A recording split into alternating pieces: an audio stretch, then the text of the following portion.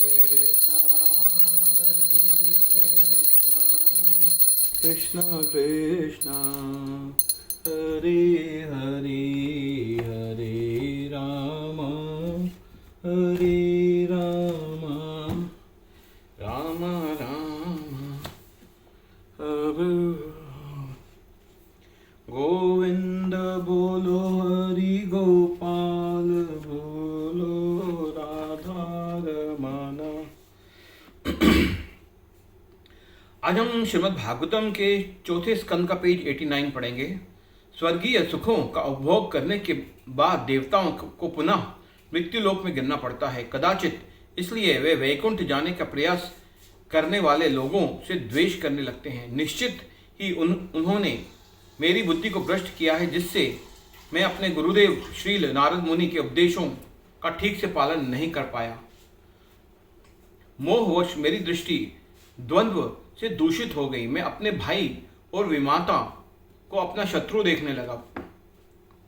मुझे एक शुद्ध भक्त का संग प्राप्त हुआ तथा मैंने उनके निर्देशन में भगवान का भजन किया। फलस्वरूप मुझे प्रत्यक्ष भगवान का दर्शन प्राप्त हुए तथा मैंने उन्हें संतुष्ट भी किया। परंतु इतना होने पर भी मैंने उनसे भक्ति तथा सेवा मांगने के स्थान पर भौतिक प्रसिद्धि तथा ख्याति ही मांगी। मैं उस मूर्ख निर्धन के समान हूँ जो एक महान सम्राट को प्रसन्न करके मनचाही वस्तु मांगने का सौभाग्य प्राप्त करता है, परंतु मूर्खतावश वे केवल टूटे हुए चावलों के कुछ दाने ही मांगता है।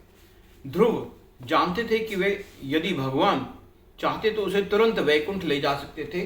ध्रुव को लगा मानो भगवान ने उनकी दूषित भौतिक इच्छाओं के दंड स्वरूप उन्हें 36,000 वर्षों के लिए पृथ्वी पर का आधिपत्य दिया है। इसी बीच एक संदेशवाहक ने महाराज उत्तानपाद को ध्रुव के घर लौटने की सूचना दी। राजा का मन अभी तक गलानी से भरा था। वे स्वयं को अपने पुत्र के गृहत्याग के कारण मान रहे थे।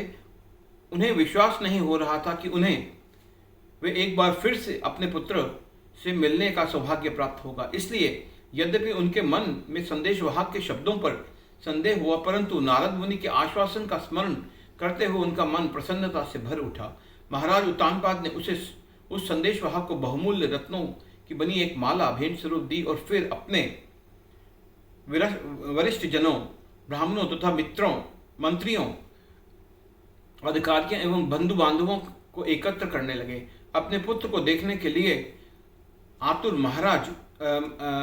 राजा तुरंत रथ पर आरूढ़ हुए और एक भव्य जुलूस लेकर नगर के बाहर निकल पड़े।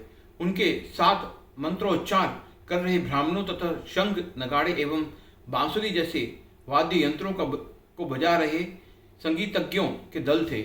महारानी सुनीति भी सुरुचि और उत्तम के साथ एक पालकी में बैठकर वहीं पहुंची।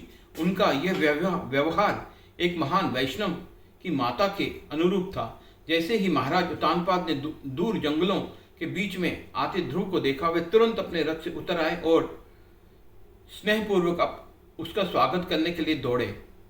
भारी सांसें भरते हुए उन्होंने अपनी दोनों भुजाओं से ध्रुव को गले से लगा लिया। वे स्पष्ट अनुभव कर रहे थे कि परम भगवान का संग करने के कारण उनके पुत्र की देह परिवर्तित हो चुकी थी। वे बार बार उसका सर चूमने लगे। उसकी आंखें बह रहे आंसुओं से ध्रुव का शरीर भीग गया और उस प्रकार ध्रुव के मन की वह इच्छा भी आज पूरी हो गई। तब ध्रुव ने अपने पिता को प्रणाम किया और राजा ने भी उसकी कुशल क्षेम पूछी। इसके पश्चात ध्रुव ने अपनी दोनों माताओं को प्रणाम किया। जैसे ही ध्रुव ने सुरुचि के चरणों में स्पर्श किया, सुरुचि ने तुरंत उसे उठाया और प्रेम पूर्वक उसका आलिंगन किया। अबाध बहते हुए आंसुओं के साथ उसने ध्रुव को आशीर्वाद दिया, पुत्र चिरायु रहो। जब उत्तम और ध्रुव ने एक दूसरे को गले से लगाया तो प्रेम में भाव विभोर दोनों के शरीर पुलकित हो गए। जब सुनीति ने प्राणों के प्रिय अपने पुत्र को अपने छाती से लगाया तो वह अपनी समस्त मानसिक एवं सांसारिक पीड़ाओं को भूल बैठी। उसकी आंखों से बहने वाले आंसू उसके स्तनों से चू रहे दूध से मिलकर मानो ध्रुव को अभिषेक कर रहे थे। हरे कृष्णा कृष्ण।